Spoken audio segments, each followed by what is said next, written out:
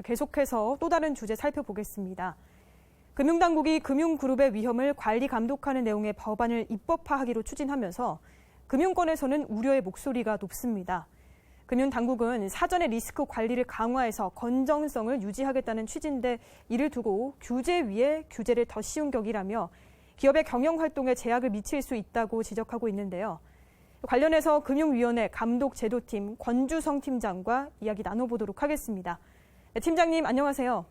네, 안녕하세요. 네. 자, 앞서 말씀드린 금융그룹의 감독에 관한 법률 개정안 어떤 내용의 법안인지 설명부터 해주시죠. 네. 우리나라의 경우에 개별 금융회사는 기본적으로 개별 금융업법에 대해 감독을 받고 금융지주회사인 경우에는 금융지주회사법을 통해 통합감독을 받고 있지만 비지주 금융회사의 경우에는 개별업법에 통합감독이 없기 때문에 규제 사각지대가 존재한다고 볼 수 있습니다. 이에 따라서 금융위가 금융그룹 감독에 관한 법률을 제출한 것입니다. 네. 자, 하지만 이번 법안을 두고 업계에서는 좀 볼멘 소리가 나오고 있는데요. 이미 업권별로 건전성 규제를 적용받고 있는 상황인데 그룹 차원의 규제가 또 추가되면 이중 규제 부담이 가중될 수밖에 없다. 이렇게 우려를 하고 있습니다. 자, 금융위의 입장은 어떻습니까? 네, 업계는 우려사항을 당연히 법에 대한 규제가 있으면 있을 거라고 보는데요. 이 법의 경우에는 기본적으로 기존의 개별 금융회사들의 경우에는 개별 금융업법에 대한 감독을 받고 있지만 금융그룹 감독에 관한 법률에서 감독하는 것은 개별 금융회사들에 대한 감독법하고 위험이 상이한 측면이 있습니다. 따라서 이중규제나 옥상업 규제라고 하기에는 좀 어렵다고 볼 수 있고요.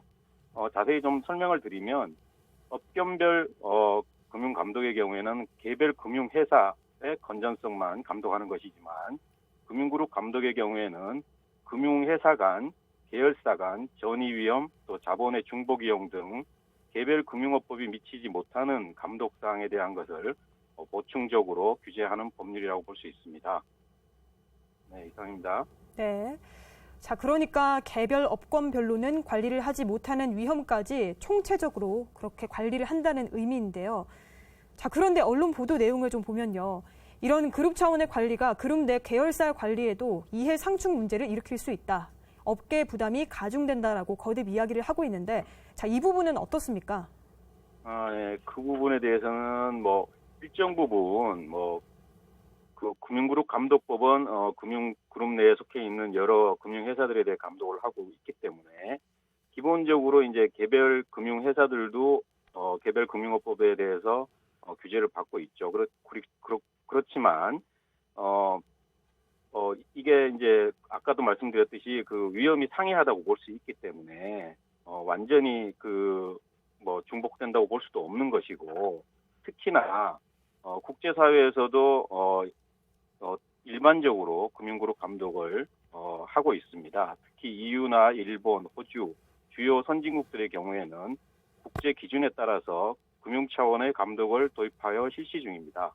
또 IMF의 경우에도 우리나라에 대해서 2014년도에 이어서 금년에도 비지주 금융회사에 대한 금융그룹에 대한 규제 공백의 문제점을 지적하고 합당한 감독법을 마련하라고 권고한 바 있습니다.